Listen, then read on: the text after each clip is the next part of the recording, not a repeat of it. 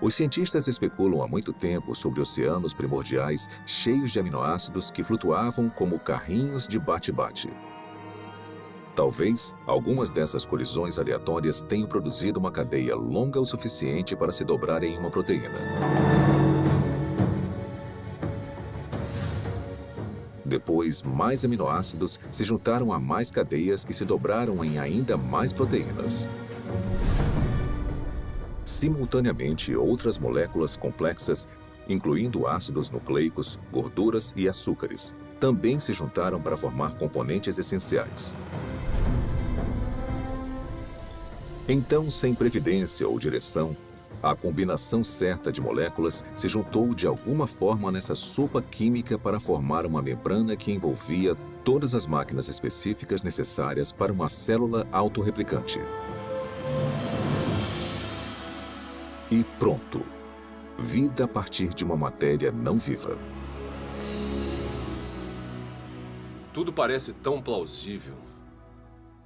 O problema é que, na Terra primitiva, a complexidade interna necessária para sobreviver seria enorme. Porque a vida, como a conhecemos, é caracterizada por máquinas celulares e muitas delas. E se você tirar esse hardware essencial, a célula deixa de existir. Porque chega um momento em que ela não consegue se simplificar mais e ainda existir. Uma simplificação maior seria a morte. Costumamos ouvir críticas como: você não pode projetar a biologia celular moderna no passado. Porque o que quer que tenha sido a primeira célula, ela era mais simples do que o que vemos hoje. Tudo bem, eu posso entender isso como uma premissa. Descreva então a primeira célula. Membrana celular. Para ser a célula viva, você precisa de uma barreira, uma membrana que a proteja do resto do ambiente. Essa membrana precisa permitir seletivamente a passagem de nutrientes específicos e matérias-primas necessários para combustível e energia. Você também vai guardar grandes quantidades de informação genética em cadeias de espiral de DNA. Essas instruções detalhadas para a vida são copiadas com uma precisão notável. Então, em fábricas chamadas ribossomos, essa informação é convertida em cadeias de aminoácidos e proteínas. Replicação celular. Por fim, você vai estar equipado com tudo o que precisa para reproduzir as gerações futuras de células. Essas funções básicas são realizadas por todos os seres vivos. São, de certa forma, características do que significa estar vivo. Então, seja uma célula do passado, uma célula bem simples, ou uma célula mais complicada de hoje em dia, não faz diferença, ela vai precisar realizar essas funções.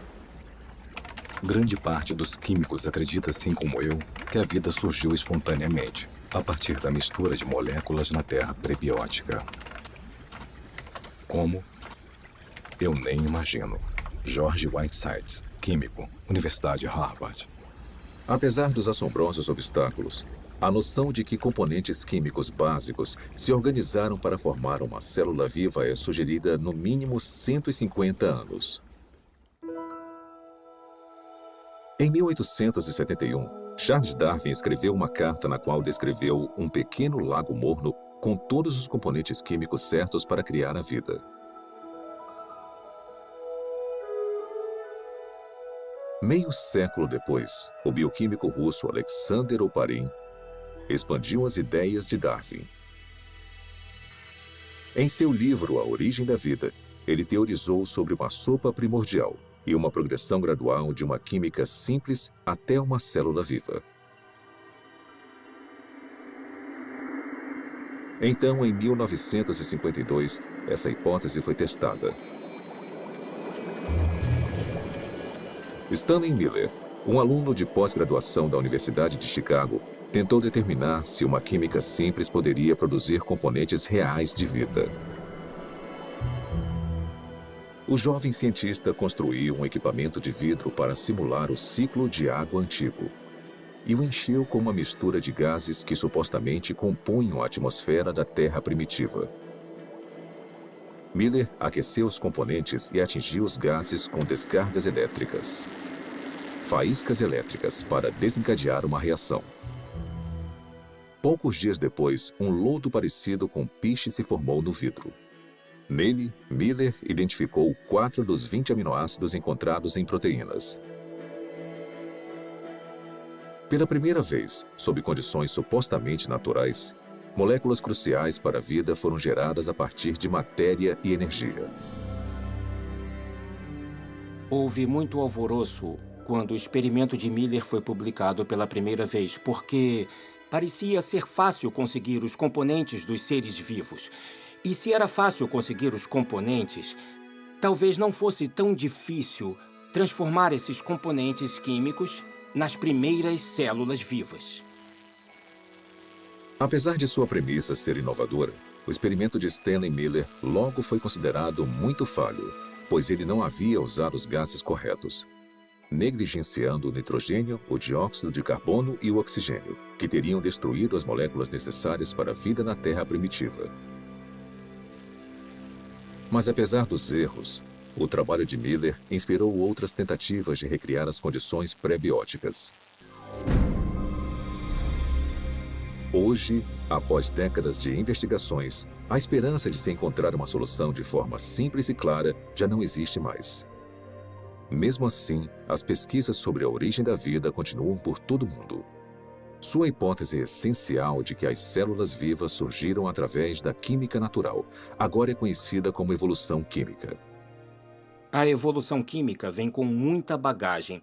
E se você for levá-la a sério como uma explicação para a origem da vida, com certeza você também precisa levar a sério certas propriedades fundamentais da biologia.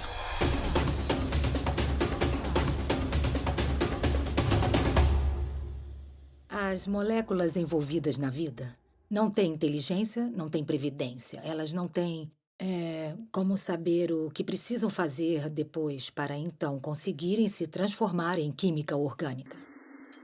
Se eu colocar aminoácidos em um tubo de ensaio no meu laboratório, mesmo se eu esquentar e misturar muito bem, e fizer isso por 100 anos, 1000 anos, 10.000 anos ou 1 milhão de anos, nada aconteceria. Aminoácidos, nucleotídeos, lipídios. Sozinhos, eles não representam a vida. São inertes. Não se reproduzem, não guardam informações. De certa forma, são ingênuos. Eles não acordaram um dia e falaram: "Ei, vamos nos juntar e construir uma célula que consiga se replicar." Isso não aconteceu. A química por si só é indiferente ao fato de algo estar vivo ou morto.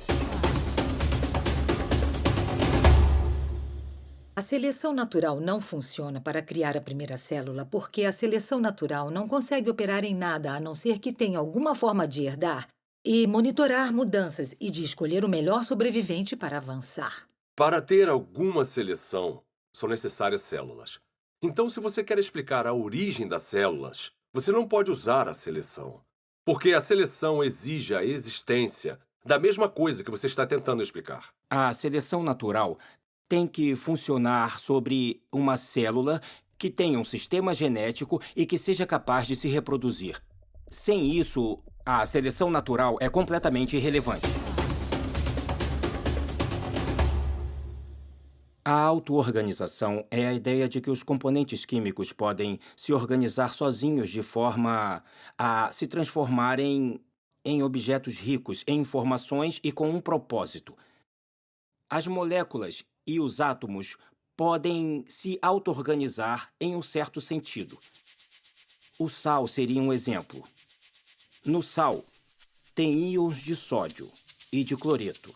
E eles interagem uns com os outros porque têm cargas positivas e negativas. Então, essa afinidade natural leva à formação de cloreto de sódio, cloreto de sódio, cloreto de sódio, que pode se compactar de uma forma estereotipada para criar um cristal. Os cristais de sal são a mesma coisa, repetida várias e várias vezes. Se um cristal de sal fosse um livro, seria um livro com uma palavra só. Geometrias com repetições regulares como essa não carregam um tipo certo de informação. Informação que você precisaria para criar uma proteína. A sequência que vemos em uma proteína é altamente irregular. Não tem como prever qual vai ser o próximo aminoácido com base nos que já apareceram. Então, a auto-organização que nós observamos no mundo natural é o tipo de processo errado para a construção das estruturas ricas em informações dos seres vivos.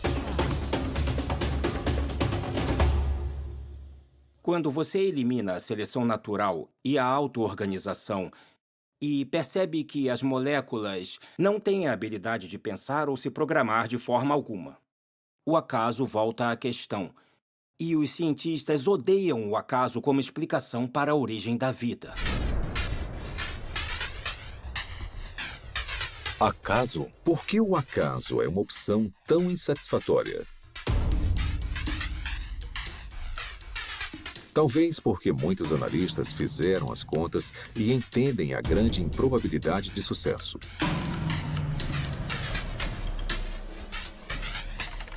O acaso é definido como o elemento desconhecido e imprevisível em qualquer evento que não tenha um motivo atribuível ou orientação de uma lei natural ou de um agente inteligente. Desde o século XVII, uma ferramenta foi utilizada constantemente para prever o resultado de tais eventos. Se chama probabilidade matemática. De forma bem simplificada, é assim que a teoria funciona. Quando você atira uma moeda e escolhe cara, a probabilidade de você acertar é de 50%, ou uma probabilidade de 1 sobre 2. Se atirar 2 moedas, a probabilidade de tirar cara 2 vezes simultâneas é de 1 sobre 4. 3 moedas e 3 caras em uma única tentativa? 1 sobre 8. Sempre que adicionamos mais uma moeda, a probabilidade de sucesso, nesse caso, tirar só cara na mesma jogada, é reduzida exponencialmente por um múltiplo de 2. Então, se 10 moedas forem atiradas, a probabilidade de tirar cara 10 vezes é de 1 sobre 2 elevado à 10ª potência ou menos de uma chance a cada 1000.